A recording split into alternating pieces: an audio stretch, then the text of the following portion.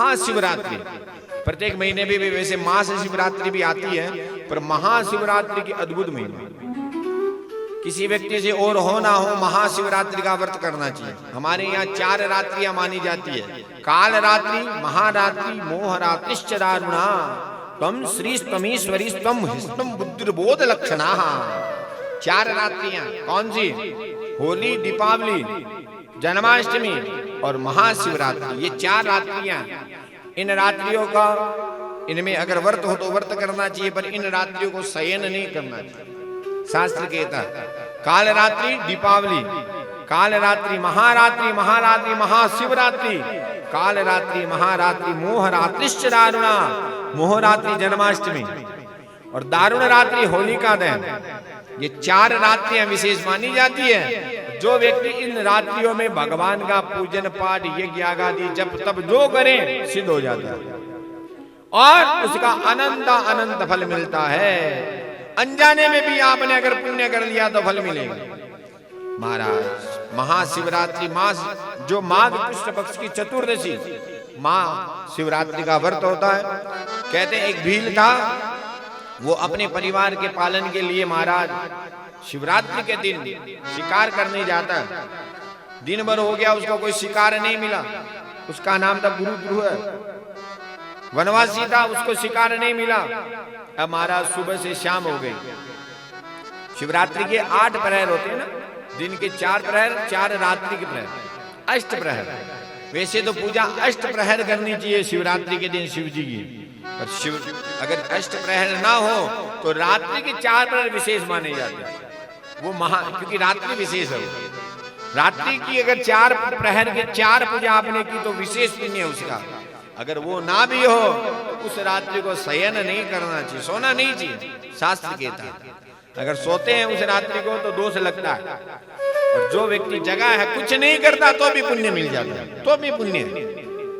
वो भील शिवरात्रि के दिन कुछ नहीं मिला तो महाराज सायंकाल वापिस जंगल में जाता है और सूर्यास्त के बाद में एक वृक्ष पे चढ़ जाता है।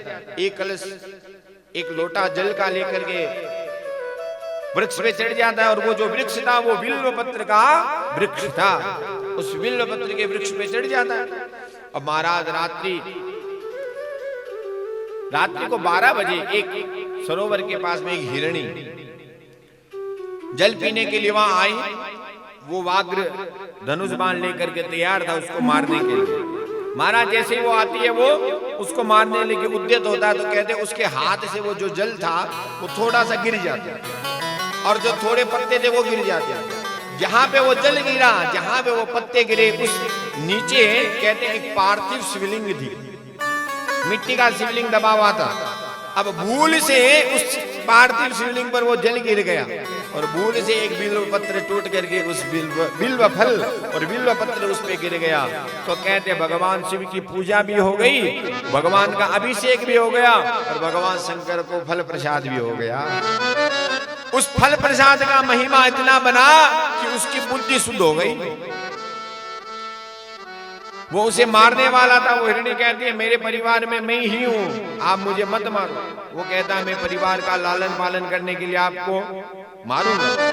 वो हिरणी कहते मैं परिवार अपने बच्चों को परिवार को सौंप के आ जाऊं, उसके बाद में आप करना। महाराज रात्रि पर्यंत वो इंतजार करता है, रात्रि भर जगा रहता है। सुबह वो जब हिरणी आती है ना तो कहती है महाराज मैंने परिवार के बच्चों को छोड़ के आ गई। हिरणी के पीछे उसकी हिरणी के बच्चे आ गए। उन सबको देख के उसका मन द्रवित हो जाता है और द्रवित होकर के ये प्रभाव कहते किसका था, तो माँ शिवरात्रि को रात्रि पर्यंत वो जगा और भगवान शंकर को जलाभिषेक हो गया और भगवान शंकर के ऊपर बिल्व फल चढ़ा दिया।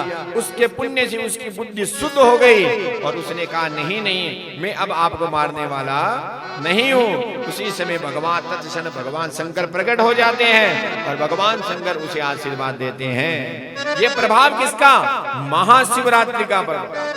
जाने अनजाने में भी उसने पूजा कर ली उस प्रभाव से महाराज, और वो कोई और नहीं बना।